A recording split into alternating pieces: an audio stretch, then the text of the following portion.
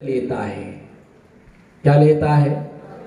सबसे पहले व्यक्ति जब व्रत लेता है तो जिसके चारित्र मोहिनी कर्म की मंदता होती है, किसकी? चारित्र मोहिनी कर्म की मंदता होती, ऐसा व्यक्ति व्रत धारण करने का भाव बनाता है। व्रत लेना कठिन है। बोलो, व्रत लेना कठिन है, फिर भी व्रत लेना सरल है। कठिन तो है, फिर भी मैं उसको सरल की व्रत लेना सरल है, लेकिन व्रत का पालन करना बहुत कठिन है। जिसने नरकायु का बंध कर लिया है, ऐसा व्यक्ति देशव्रती और महाव्रती नहीं बन सकता है। क्या? जिसने नरकायु और त्रियंचायु और मनुष्यायु का बंध कर लिया है, ऐसा व्यक्ति देशव्रती और महाव्रती प्रथमाधारी नहीं बन सकता है, वो व्रत नहीं ले सकता है। रावण ने अनंतवीर केवली से ये पूछा कि मेरा व्रत लेने का भाव क्यों नहीं बनता? बोलो जी, मेरा व्रत लेने का भाव क्यों नहीं बनता है? अनंतवीर स्वामी ने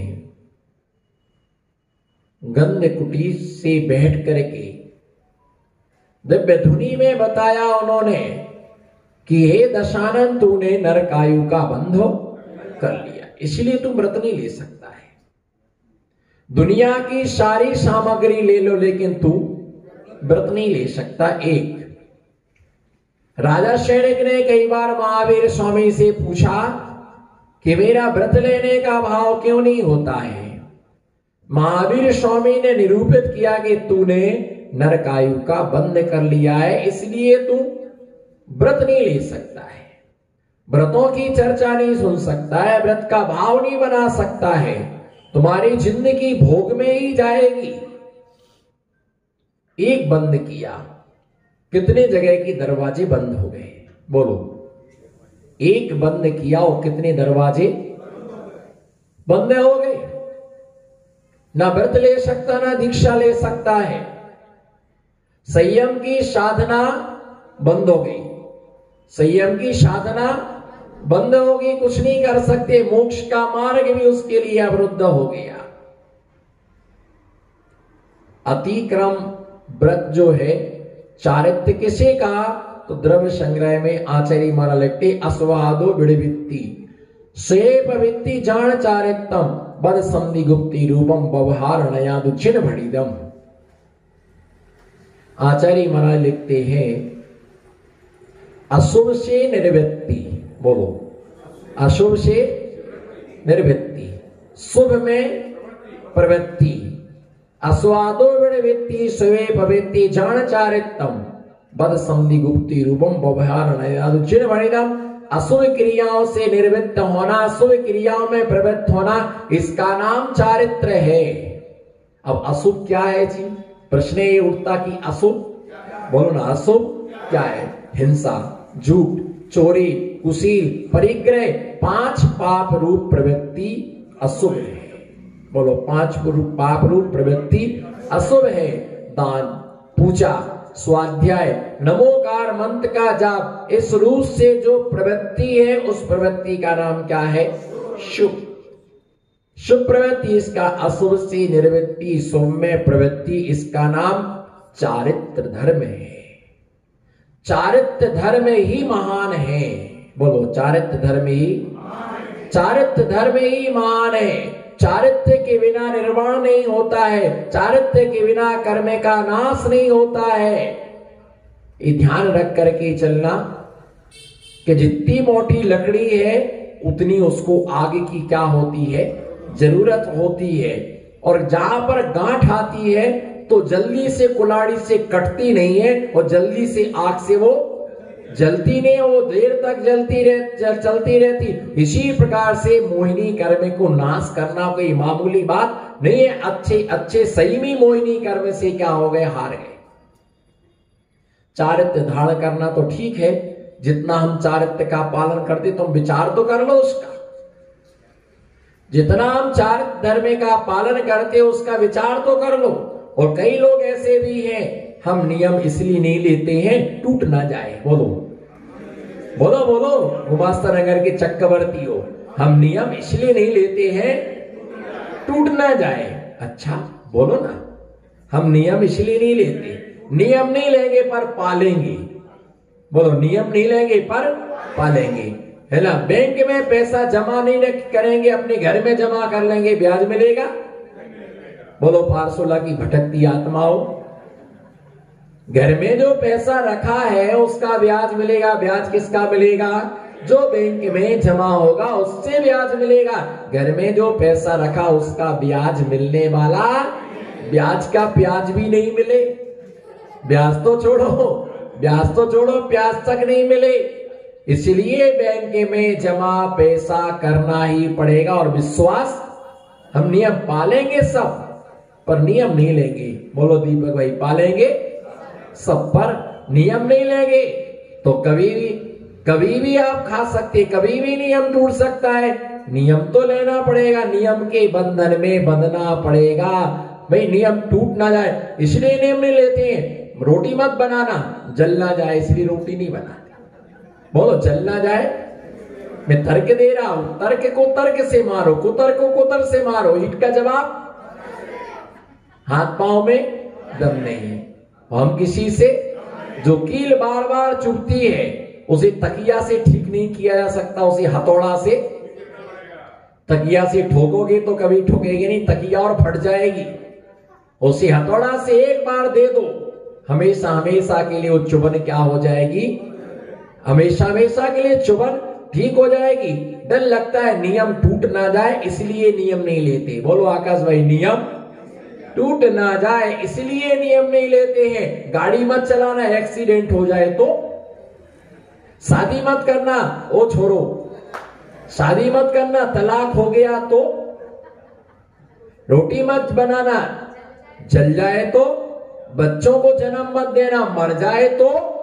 दुकान मत खोलना अंकित भाई, आज घाटा लग गया तो। भाई मत सोना मत खरीदना, कहीं तुमने 48,000 रुपए तोले पर खरीदा और मान लो 4 दिन बाद भाव गिर गया, 40 पर आ गया तो घाटा लग जाएगा, मत करना है भैया। ध्यान रख करके चलना। जब एक बच्चा स्कूटर चलाता है, इधर देखो, जब एक बच्चा स्कूटर चलाता है उसकी माँ बोलती बेटा धीरे चलाना। बोलो बेटा धीरे चलाना। क्यों? मुझे डर लगता है कहीं एक्सीडेंट ना हो जाए, मर ना जाए। जब कोई ट्रेन में जाता है बोले अंदर बैठना, खिड़की पर खड़े मत होना, कहीं गिर ना जाओ। हेलीकॉप्टर कहीं टकरा ना जाए, जहाज में मत बैठना बेटा, कहीं डूब ना जाए। माँ को सारी चिंताएं रहती हैं, लेकिन माँ ने आज तक नहीं कहा बेटा बिस्तर पर मत सोना। ट्रेन में मरने वाले कम, बिस्तर पर मरने वाले फिर आज तक नहीं कहा कि बिस्तर पर मत सोना बेटा। भैया नियम कोई लेते हैं, अगर छोटा मोटा दोष भी लग गया है, छोटा मोटा दोष भी लग गया है, उसका निराकरण होता है। इसका मतलब ये नहीं कि हम नियम नहीं ना। लग जाता है कभी दोस्त, भैया आलू का त्याग करो, नहीं नहीं मैं नियम नहीं लेता हूं क्योंकि इधर उधर जाना पड़ता है, चम्मच इधर की उधर हो गई। और अरे बड़ा चमचा, छोटे चम्मच से बड़े चमचा ने आलू नहीं छोड़ा। चलो कोई भाई इतनी तुमको छूट कि चम्मच इधर की उधर हो जाए छूट, लेकिन ऐसी छूट नहीं है। आलू का त्याग है तो आलू निकाल दो, उसका रस ले लो। हाँ तो वही तो मैं बता रहा हूं, आप ही ने तो मुझे बताया। अरे आपका मतलब है कि आप ही जैसे लोग तो मुझे बता जाते हैं कि महाराज जी आलू का त्याग है और पानी पानी। एक जन ने आलू का त्याग किया, उसने समोसा खा लिया। मैंने कहा तुमने समोसा क्यों खा? बोले नहीं मैंने समोसा फपड़ा खाया, आलू निकाल दिया था। एक जनों ने आलू खा लिया, मैंने कहा तुमने आलू का त्याग किया था? बोले किया था। बोले पुराने आलू का त्याग था, नए वाले खाए। अब बताओ जी कौन सी? नए आलू के दो भेद, नए आलू और पुराने आलू। नए आलू पुराने आलू, आलू तो बोलो लालू, आलू तो आलू है, अब नया पुराने का नहीं, मैंने पुराने का त्याग किया तो नया खाऊंगा, तो भैया आप हमें पूछना पड़ता नए आलू का त्याग की पुराने आलू का त्याग। एक जनों को प्याज के लिए छुड़वाया, लहसुन खाने लगे। मैंने कहा एक गुड़ है ना, गुड़ का त्याग यानी गुलगुले का त्याग, गुड़ का त्याग करो और गुलगुले खाने लगे तुम। भैया ध्यान रख के, चाहे प्याज हो चाहे लहसुन हो, है ना, खाने का ऑप्शन आदमी निकाल लेता है, वो नहीं चलता है। कभी धोखे से चम्मच इधर की उधर हो गई, और फिर मान ली किसी भी लड्डू का त्याग था और ध्यान आया आधा खा लिया, तो उसको खा लीजिए, बाकी फिर नहीं खाना। अब ऐसा विचार नहीं करना, ऐसा विचार आधा तो खा लिया, आधा और अब खा तो लिए ही है, अब दोस्त तो लगे गया है, महाराज प्रायश्चित तो देंगे तो पूरा ही डकार लो। ऐसा नहीं, जब तुमको पता चलेगा धोखे से आपने प्याज का एक खा लिया, अब उसके बाद उसके लिए नहीं खाना। भैया ध्यान रख के चलना। चलिए मैं घटित आपको करके बता रहा कि मन की शुद्धि समाप्त होना, एक अतिक्रम, उसकी मर्यादा का उल्लंघन करना, उसका नाम क्या है, व्यतिक्रम, उसको विषयों में प्रवृत्त होना, अतिचार, आसक्त होना, अनाचार। आलू पर घटित करके बता रहा, मान लो किसी ने आलू का त्याग किया, मन में ऐसा विचार आया आज आलू खा लेते तो अच्छा था, इसका नाम क्या है, अतिचार, इसका नाम अतिक्रम। मन में सिर्फ क्या आया है, विचार आया है, मन में सिर्फ क्या है, विचार आया, खा लेते तो अच्छा रहता, ऐसा मन में विचार है, अतिक्रम। अच्छा ठीक है, परोस दो, इसका नाम क्या है, व्रती, थाली में आ गया, इसका नाम क्या है, इसका नाम है व्यतिक्रम। और इसके साथ क्या है, रोटी में गिलास में लगा लिया, इसका नाम है अतिचार, और उसको खाने लगे और खाने के बाद जो मजा आया, इसका नाम क्या है, इसका नाम क्या है, इसके लिए अनाचार का, तो अतिक्रम, व्यतिक्रम, अतिचार, अनाचार। बहुत सी बार क्या होता है, छोटे बच्चे नियम ले लेते रात्रि भोजन का त्याग। मुहे में देखो क्या होता है वैद साहब जी, मुहे में क्या होता है, खुद के बच्चे ने रात्रि भोजन का त्याग किया, अब उसको भूख लगी, मम्मी मम्मी भूख लग रही है पर मैं खाऊंगा नहीं, भूख तो लग रही है, क्या भूख तो लग रही है, पर मैंने महाराज जी से 1 महीने को नियम लिया था तो मैं खाऊंगा नहीं। अच्छा, उसकी मम्मी समझ, बेटा देखो तुमने भाव तो बना ही लिया है, तुमने भाव तो बना ही लिया है, इसलिए तुम्हारे लिए खाने का दोस्त तो लग ही गया है, इससे अच्छा खा लो, इससे अच्छा खा लो। तो उसने सिर्फ क्या किया, उसने सिर्फ अतिचार किया, मन में भाव आया, किसी के भी भाव आ सकता है, भाव बिगड़ सकते हैं, लेकिन बिगड़ करके संभल जाना, क्या बिगड़ करके बाजार से निकली, देखी सामग्री, भाव हो गया लेकिन खाया नहीं, सेफ हो, सुरक्षित हो, सेपरेट हो, अभी कुछ बिगड़ा नहीं है। इसलिए क्या हुआ है, हमारे मन की शुद्धि खत्म हुई है, वो किसी को पता नहीं, वो हमको खुद को पता है, वो किसी को पता नहीं, हमको खुद को पता है। तो ऐसे उसने, हमको नहीं खाएंगे, मम्मी मैं नहीं खाऊंगा, मैंने महाराज जी से नियम लिया था मैं नहीं खाऊंगा, और उसकी मम्मी, अब बेटा तुमने भाव तो बना लिए इसलिए खा लो, है ना, कुछ नहीं है कुछ नहीं, वो नहीं खाता है, लेकिन माँ उसे जबरदस्ती क्या कर देती है, उसके लिए खिला देती है। तो मन में विचार आना अतिक्रम, उसकी व्यवस्था जमाना भोजन आदि की, उसके लिए क्या बोलते हैं, व्यतिक्रम, उसके लिए उठा लेना अतिचार, खाने लग जाना, भोगने लग जाना, उसका नाम क्या है, अनाचार। तो ऐसे हम चारों से बचें। एक तो नियम लेना नहीं, बोलो एक तो नियम, खुश मत हो जाना तुम कि महाराज ने अच्छा बता दिया, एक तो नियम लेना नहीं, और लिया है तो उसे अच्छी तरह से क्या करना, उसके लिए दृढ़ता के साथ निभाना, दृढ़ता के साथ निभाना, चाहे कुछ भी हो जाए।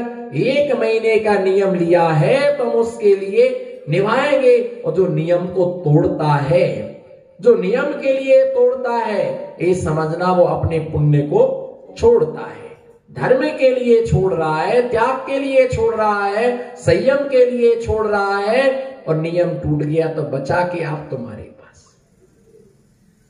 इसलिए जीवन में ध्यान रख के चलना कि इन दोषों से बचना। भगवान मेरे मन की शुद्धि कभी ना जाए,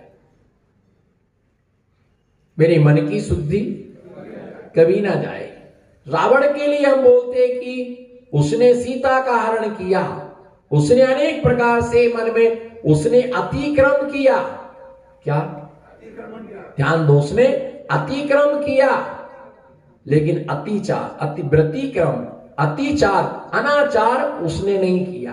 कारण उसने सीता को बलात् भोगा नहीं, क्योंकि उसने मुनिराज के कहने से जब समोषण लगा था, देखिएगा समोषण लगा था और वहां बैठे हुए थे, तो उन मुनिराज ने, सारे लोग नियम ले रहे थे,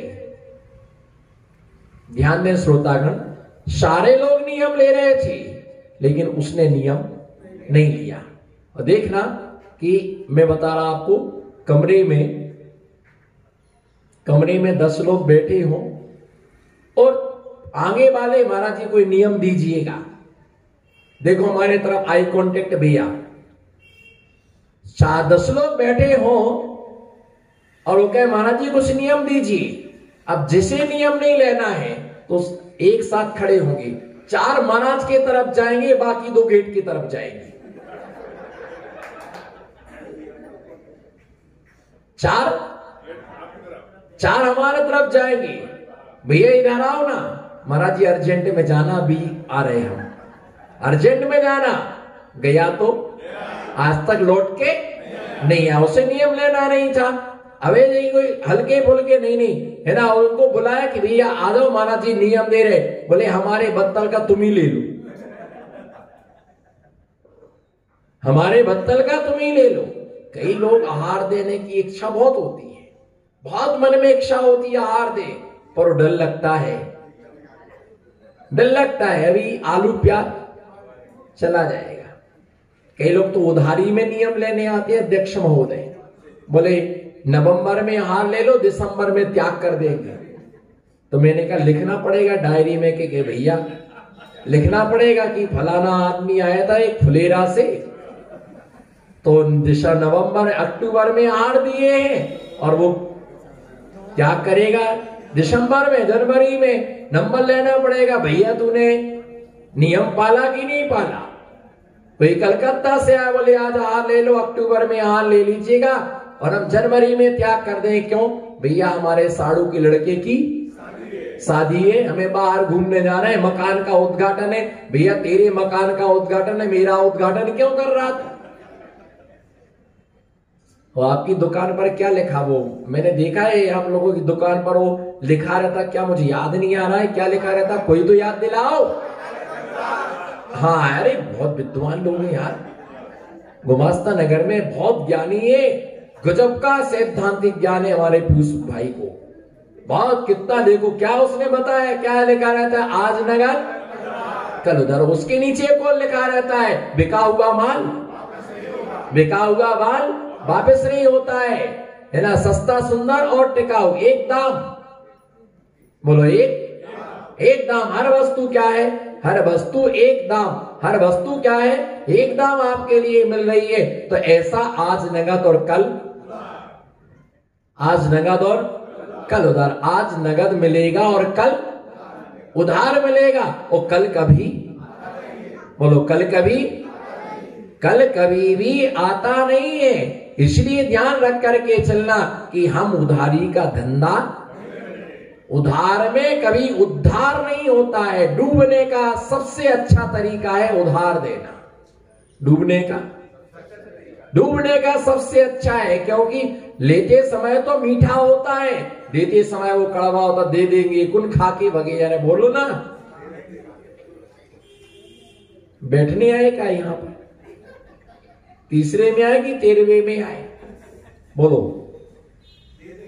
दे देंगे कुन खा के भगे जा रहे, बोलो दे देंगे, बोलो 10 पैसा दे देंगे कुन खा के भगे जा रहे। हम तो आपके ही हैं। अरे भैया ये सब चीजें नहीं चलती हैं। रिश्तेदारी में कभी, धंधे में कभी रिश्तेदारी मत निभाना। बोलो, चाहे वो बुआ हो, चाहे जीजी हो, चाहे जीजा हो, मिठाई की दुकान हो और 100-200 रिश्तेदार एक साथ आ जाए, भैया थोड़ा थोड़ा टेस्ट चखाओ कैसा है दुकान का आइटम है। इतने से सारी दुकान चौपट हो जाएगी। हमने थोड़ी खाया, हमने तो सिर्फ चखा है। ऐसी कोई सोने चांदी की दुकान है, बुआ आ जाए, भैया एक सोने की चेन पहन लूं, हाँ ले लो बुआ। पता नहीं कितनी बुआ आ जाएगी। आएगी बुआ और तुमको खोद जाएगी कुआ। मामी आ जाए, चाची आ जाए, भैया एक अंगूठी पहन ले। हम तो कुछ बोले ही नहीं, अब वो लेगी तो मैं क्या करूं। बोलो, मैं वो लेगी तो दादी लेगी। अब जो आए वो एक एक अंगूठी पहनता जाए। दुकान पर जो आए वह 2-2 किलो है ना शक्कर ले जाए, पत्ती ले जाए। भैया अपनी घर की दुकान है तो दिवालिया निकल जाएगा। दुकान में कभी रिश्तेदारी नहीं निभाना। साड़ी की दुकान हो और एक एक साड़ी सारे रिश्तेदार ले जाए। इसी प्रकार से कोई भी नियम संयम हम लेते, संकल्प लेते हैं तो उसमें किसी भी प्रकार से समझौता नहीं होता है। संकल्प लिया है, दृढ़ता के साथ उसे निभाना, उसमें किसी भी प्रकार का दोष ना लगे, उसमें किसी भी प्रकार का अतिचार ना लगे, उसमें किसी भी प्रकार से उस व्रत की विराधना ना हो। तो ऐसी ना अतिक्रमण ना मन में आए, ना वचनों में आए, ना और उसके लिए दृढ़ता के साथ हम पालन, ना अतिचार हो और ना अनाचार हो। तो ऐसे जो व्रत है दृढ़ता से पालता है वो कभी नरक नहीं जाता, दुर्गति नहीं जाता। साधु इसीलिए प्रतिक्रमण करते हैं। उन दोषों का क्या करते हैं? प्रक्षालन करते। कौन सा दोष लगा, ये मेरा दोष मिथ्या हो, ये मेरा दोष मिथ्या हो। हर आदमी इसके लिए मेरा दोष है ना, तस्मिच्छामि दुक्कडम, मेरा दोष क्या हो, मिथ्या हो। ऐसे अतिक्रम, प्रतिक्रम, अतिचार, अनाचार, इनको क्या करते हैं? तज देते हैं। और इसके लिए ये दिया कि ऐसा वह मन, और सबसे ज्यादा चंचल क्या होता है हमारा?